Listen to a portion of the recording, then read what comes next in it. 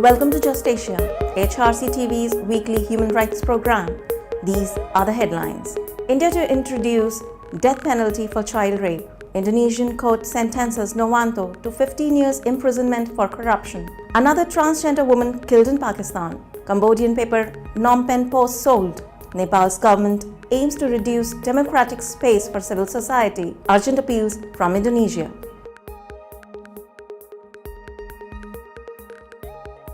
Welcome to AHRC TV's Just Asia. I'm Kavyanjali Shukla.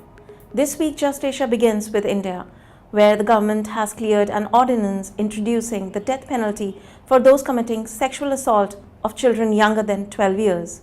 The ordinance also includes provisions changing the minimum mandatory sentence for sexual assault of children below 16 years from 10 to 20 years. It further requires fast-track courts to be set up and investigations of child rape to be completed within 2 months. The ordinance has come under fire as such a serious change in the law has been attempted without proper debate and consultation in Parliament. The introduction of the death penalty has come under serious criticism and is largely seen as a quick fix and diversionary tactic. The real issue that must be dealt with in India's rising crime and rape figures is the certainty of punishment.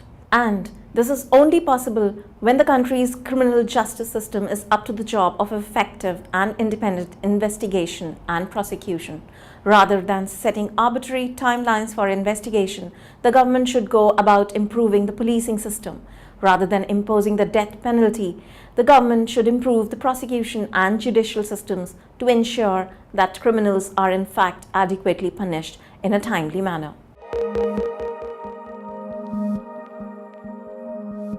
Next, in Indonesia, former House of Representatives Speaker Setya Novanto has been sentenced to 15 years in prison for corruption.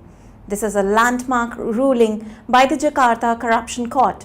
Reading out the court's verdict, presiding Justice Yanto stated that Novanto was found guilty of rigging the electronic identity cards project, causing a loss of Rupiah 2.3 trillion.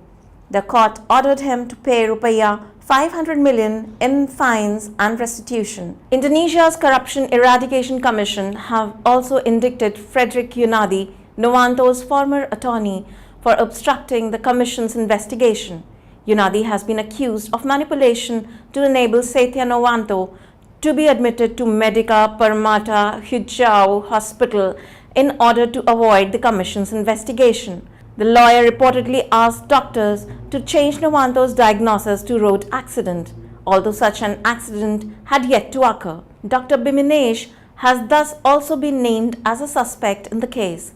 Despite widespread corruption in the country, the Corruption Commission's achievement in this case has sparked public confidence that corruption eradication is possible. Pakistan saw yet another transgender death on May 4th after Muni, a transgender woman, could not provide smaller currency for a 1,000 rupee note that could be showered upon transgender woman invited to dance at a wedding. She was fatally shot. This was the latest of several recent attacks on transgender women in the province of Khyber Pakhtunkhwa and the fourth killing this year. The key problem is the provincial government's failure to ensure officials assess transgender victims of attack and hold those responsible for attacks accountable. According to transgender rights groups, victims of attacks are usually subjected to further abuse when they complain to police. The government should thus ensure that local officials, medical workers, and police respect transgender people's rights. Moving to Cambodia, several senior journalists have left the Phnom Penh Post, which was sold to a Malaysian businessman at the weekend. The new owner, Shivakumar Ganpati, is also director of a PR firm which has done work for the Cambodian government. While a statement said the new owner would uphold the Post's legacy and editorial independence, on Monday evening, the editor-in-chief K. Kim Song was fired. Others have resigned or been sacked. The reason was not immediately clear, but several journalists said they had been ordered to take down an article reporting on the paper's sale. The sale of the paper, seen as Cambodia's last independent daily, comes amid an increasing crackdown on media outlets. The Cambodia Daily was last year forced to close after it received a $6.3 million tax bill that it could not pay. Other independent media outlets have also reportedly been accused of not complying with tax obligations. US government-funded Radio Free Asia recently closed its bureau in Phnom Penh, citing a relentless crackdown on independent media. The outlets had often reported on topics such as corruption and human rights abuses that embarrassed the Hun Sen government. Next, Nepal's proposed National Integrity Policy (NIP) has created havoc among non-governmental organizations, international non-governmental organizations, and the wider human rights community. This is because one of its key aims seemed to be to rein in the NGOs and INGOs working in Nepal and shrinking democratic space for civil society.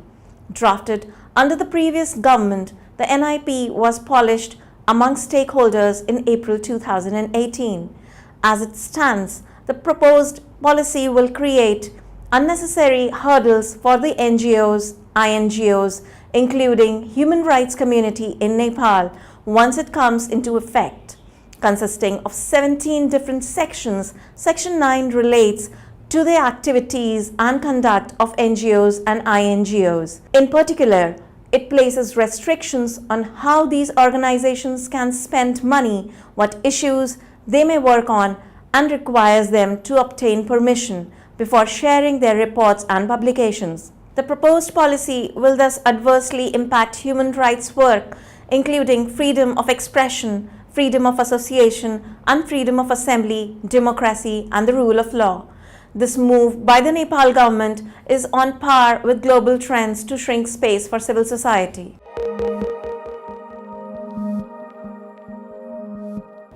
Finally, the Urgent Appeals Weekly features two cases from Indonesia.